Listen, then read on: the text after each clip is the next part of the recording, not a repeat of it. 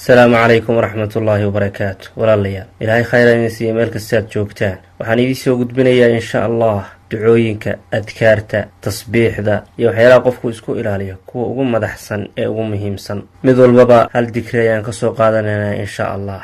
ducooyinka iyo dikriga istighfaarta kuwa ugu sareeya ayaan idin soo gudbinayaa insha Allah ta'ala waxaana filayaa ilaahay idinkiis in maalintaada iyo saacadahaadaba waqtigaada dhammaan ay ku noqdaan kuwa aad faraxsan tahay waxaad rabtiin oo ilaahay ku siiyo shaydaankan ilaahay uu ka fogeeyo adkaartan iyo ducooyinkan shayaadiinta waa buufiyaan waana ka durkinayaan insha Allah dikriga ilaahay lagu xuso kan ugu weyn ee ugu sareeya waa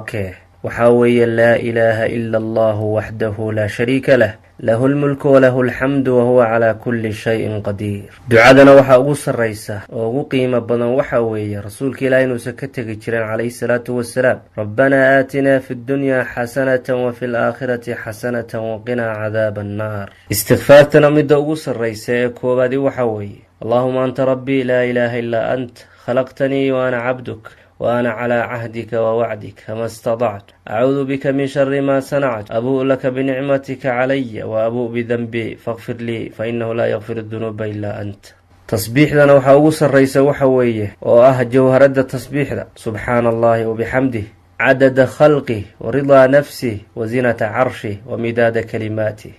markaad doonaysid niyadaadu inay ku degto oo habba aad noqotid shayga kaliya aad ku ducaysanaysid ama aad dhahaysid afkaada ka soo baxaya ha noqdo laa hawla walaa quwwata illa billahi al-aliyyil azim haddaad doonaysid sharka shayaadiinta kuwooda jinka iyo kuwooda insiga inuu ilaahay ku garab dhaafiyo oo ilaahay ka difaaco isku xafid oo isku ilaali oo difaac ka dhigo bismillahi alladhi la yadurru ma'a ismihi shay'un fil ardi wala fis samaa wa huwa as-sami'ul 'alim waxyaalaha la isku ilaaliyo midka ugu fiican oo koobaad dhibaato haday ku haysato oo aad faraj doonaysid iyo meel aad uga baxdid dhibaatadaas ducadan u akhriso rabbi waa ka saaraya faraj khayr qabun ku siinaya xana weeye kelmadan laa ilaaha illa ant subhanaka inni kuntu min adh-dhalimin wa toddoba qodob oo muhiim ah qaybtii tasbiixda qaybtii dikriga qaybtii ducada iyo qaybtii istighfaarta qaybtii ilaalada iyo qaybtii deganaashaha qaybtii dhibaato faydka